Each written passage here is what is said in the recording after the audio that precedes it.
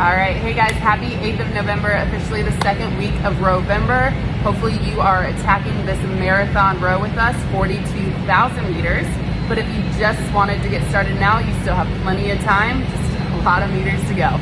So I'm hopping on here to talk to you about a very important part of setting up your rower, and that is your damper, which kind of creates your drag coefficient or drag factor. So first thing real quick is what it is. There's a flywheel here on the side of your rower, and that damper is letting air in or not. All the way down from a 1, all the way up to a 10. When that damper is all the way down, or lever is all the way down at the 1, it's letting no air in. So that flywheel has no resistance. You're essentially rowing through air. But when you increase that lever all the way up to the 10, the most air is being let in, and there's tons of resistance in that flywheel. So it's a much harder pull, right?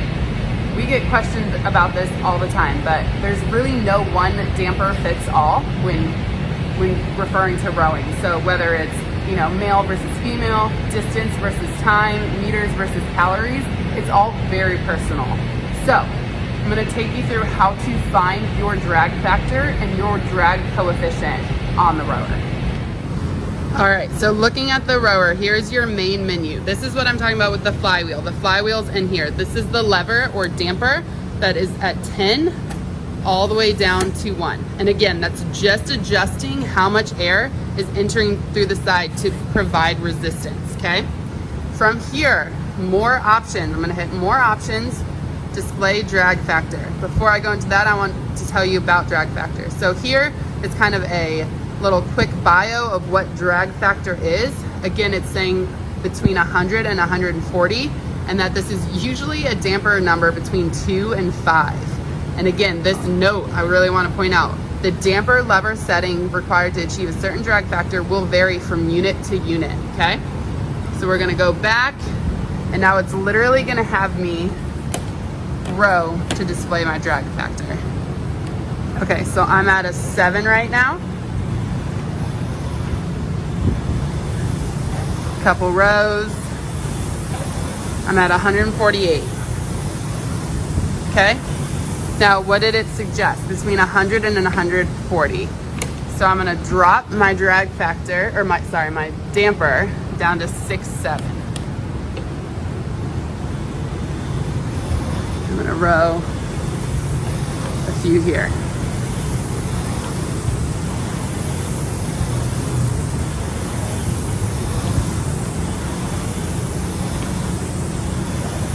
I did a few more because obviously it had the initial drag factor. Okay, so it's kind of balancing between 131 and 133, and that's kind of exactly where I want to be. Also going to show you if I go all the way down to, let's say, a 2.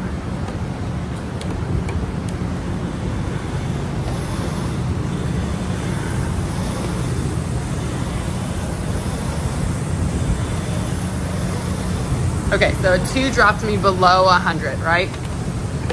79, 81.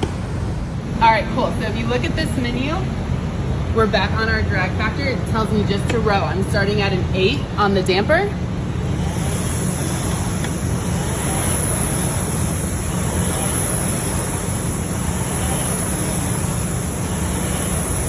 Okay, cool. So 165, around 165 to 167 at an 8.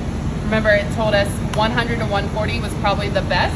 So I'm gonna try and drop it to a 6 now because it's higher than the drag factor that I want. Do a couple more rows.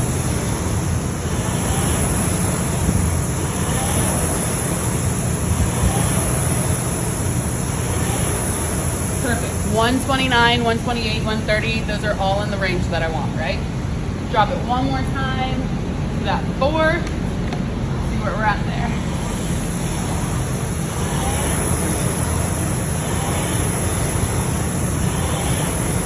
All right, so that 4 drops me under 100, so I'm out of that range again. So for me, with this rower, I'd probably want it around that 6, but that's the easiest way to kind of find your drag factor on each rower. All right, so you guys just saw my drag coefficient from the 3 different damper settings, 8, 6, and 4, and how different they were, right? Again, that suggested drag coefficient is anywhere from that, or drag factor is anywhere between that 100 and 140. but it's again up to you as an athlete, right? Are you a slow twitch athlete that performs better at that higher end of that output where stroke rate is lower, heart rate might be lower, and you're pulling a little bit harder? You probably can't maintain it for as long, but you're pulling harder, so you're getting more bang for your buck. Or are you a fast twitch athlete where you like that lower end of the spectrum, faster stroke rate, higher heart rate, you know, and you can probably hold on to it for a little bit longer. Again, kind of up to you. The really cool thing is that we are rowing a lot. This is Rowember, right? So you have tons of opportunity to kind of dial into your connection to rowing and the rower.